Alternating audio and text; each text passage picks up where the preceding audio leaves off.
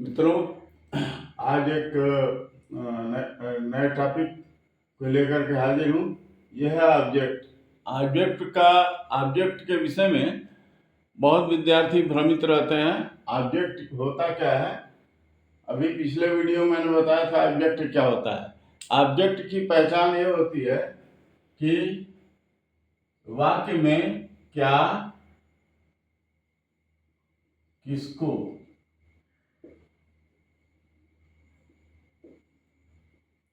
या किसे,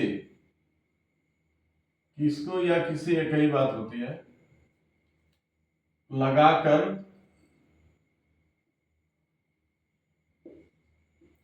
प्रश्न पूछने पर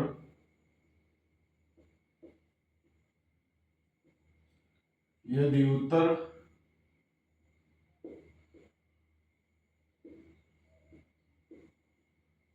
प्राप्त हो तो वह ऑब्जेक्ट होता है।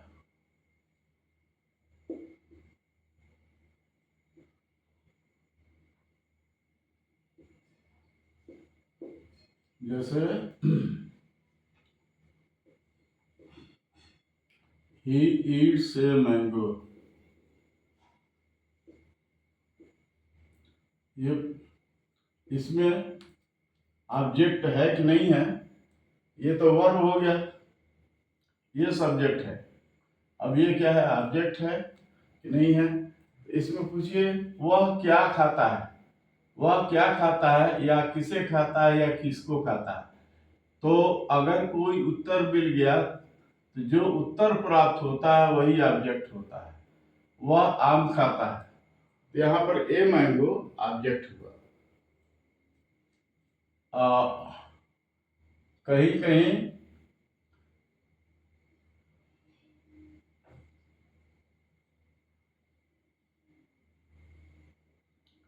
Ram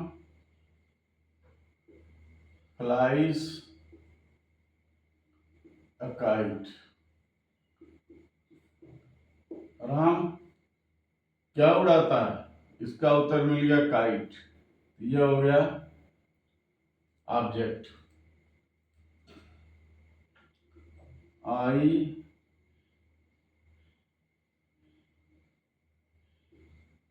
draw a picture, draw a picture.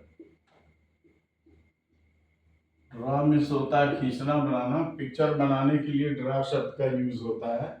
I draw a picture, मैं एक पिक्चर बनाता हूँ। क्या बनाता हूँ? ए पिक्चर। यहाँ पर ए पिक्चर ये ऑब्जेक्ट है। तो ये ऑब्जेक्ट की यही पहचान है। कभी कभी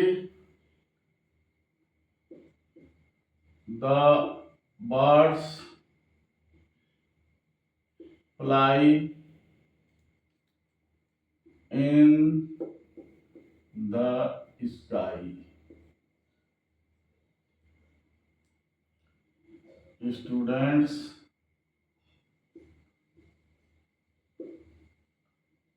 went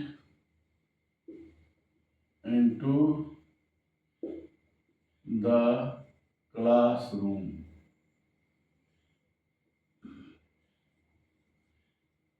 इन दो वाक्यों को देखिए। बर्ड्स फ्लाई, यहाँ भी देखिए फ्लाई, फ्लाई तो यहाँ भी था, लेकिन यहाँ पर इसका ऑब्जेक्ट है। यहाँ पर ये बच्चे कंफ्यूज कर जाते हैं। The birds fly in the sky, पूछने पर फट से बताता है कि ये इन द स्काई, तो इसका ऑब्जेक्ट है। लेकिन क्या के उत्तर में जो मिलेगा वही ना ऑब्जेक्ट होगा। क्या के उत्तर में कहा ये in the sky, birds fly in the sky, ये किसके उत्तर में मिलेगा? कहाँ उड़ती है, और कहाँ तो क्या है नहीं, ये कहाँ यानी जगह पूछ रहा है। तो ये क्या के उत्तर में नहीं मिल रहा, कहाँ के उत्तर मिल रहा, तो ये ऑब्जेक्ट नहीं हुआ। ये हो गया कॉम्प्लीमेंट, इसको बोलते हैं। अब students went into the classroom, विद्यार्थी वेंट इनटू द क्लासरूम, इसको भी बोल देंगे इनटू द क्लासरूम में क्या है? ऑब्जेक्ट है नहीं। ये क्या या किसको के उत्तर में नहीं प्राप्त होगा, ये होगा कहाँ के उत्तर में। कहाँ गए, इनटू द क्लासरूम। तो ये पोर्शन, ये ऑब्जेक्ट नहीं है, ये होता है कॉम्प्लीमेंट। कॉम्प्लीमेंट मीन्स होता है पूरक। अगर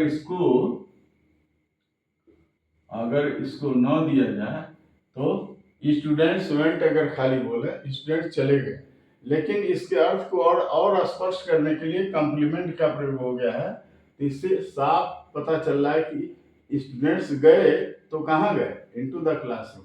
इसी तरह से द बर्ड्स फ्लाई भी लिख सकते हैं, चिड़ियाँ उड़ती हैं। लेकिन अगर ये कहा जाए इन द स्काई तो ये और ज्यादा क्लियर होता है। तो कॉम्प्लीमेंट का प्रयोग, ये कॉम्प्लीमेंट होता है। कॉम्प्लीमेंट पर एक अलग चैप्टर बनाएंगे। ये ऑब्जेक्ट का मैंने पहचान क्या होता है, इसको मैंने ये बताया है। और ऑब्जेक्ट कभी कभी दो, यहाँ देखिए हर सेंटेंस में एक एक ऑब्जेक्ट है, कहीं कभी कभी दो ऑब्जेक्ट आते हैं सेंटेंस में। जैसे I gave a book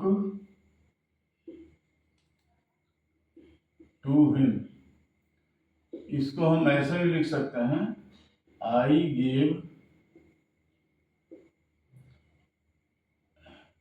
him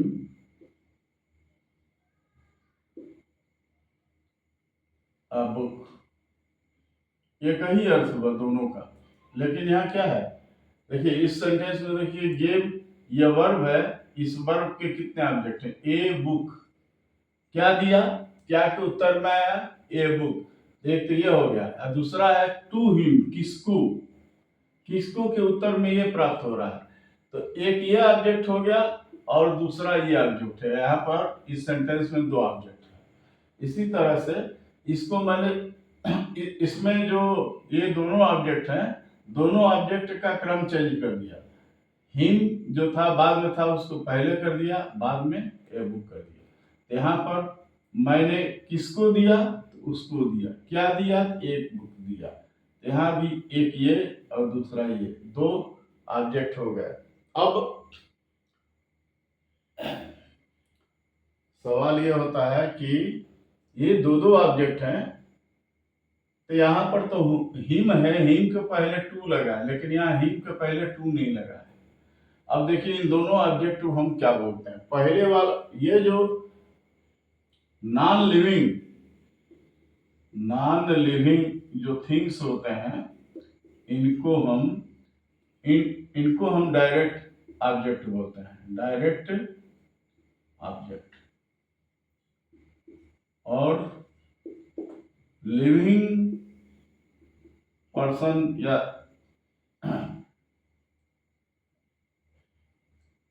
living things को हम इनडायरेक्ट ऑब्जेक्ट बोलते हैं,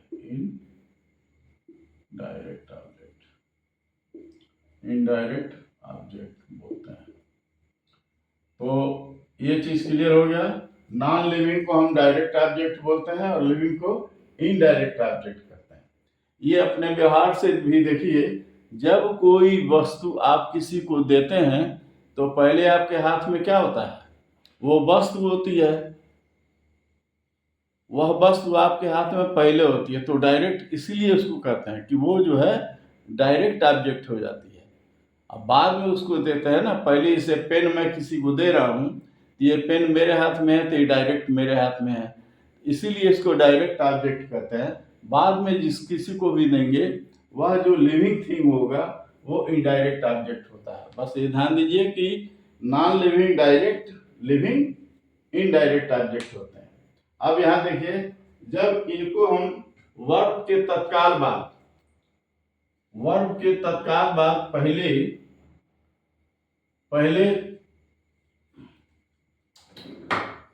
पहले नॉन लिविंग थिंग हो तो उसको तो वैसे ही लिख देंगे, और लिविंग थिंग होगा तो उसके पहले टू जरूर लगाएंगे। लेकिन जब हम लिविंग थिंग को पहले लिखेंगे तो टू हट जाएगा। इसे I gave him a book.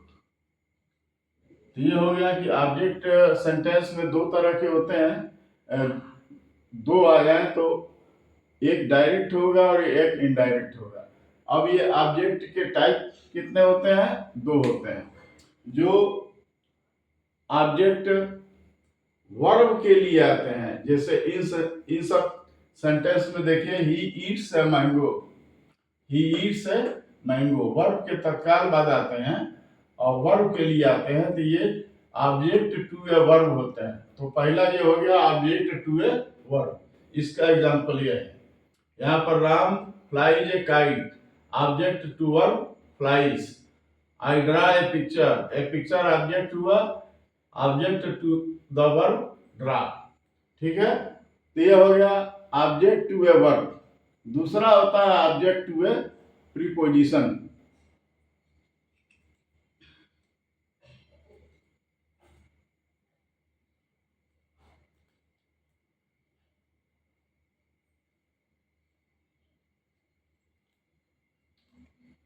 अब दूसरा ऑब्जेक्ट टू ए प्रीपोजिशन, इसका उदाहरण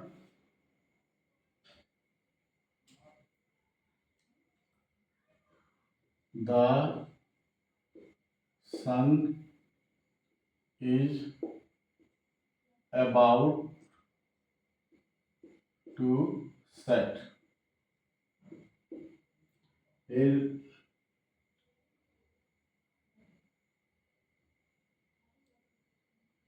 he sat down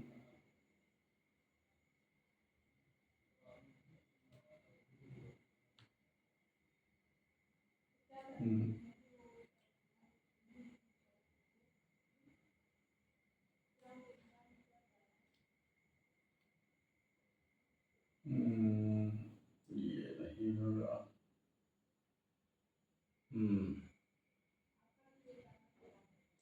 ये दूसरा अथी लेते हैं,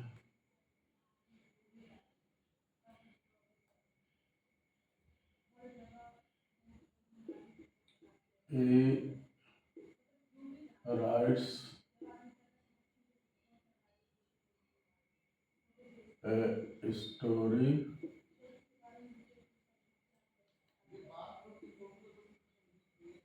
about me। इसमें देखिए, ही writes a story about me, ये तो ऑब्जेक्ट है ये है, लेकिन यहाँ पर अबाउट के बाद मी है। अब जब नाउन या प्रोनाउन के पहले प्रीपोजिशन आएगा तब ये ऑब्जेक्ट होगा प्रीपोजिशन का। ये जो है preposition, object to the preposition about, यहाँ पर ये भी ऑब्जेक्ट है, लेकिन ये वर्ब का ऑब्जेक्ट हो गया और ये प्रीपोजिशन का ऑब्जेक्ट हो गया।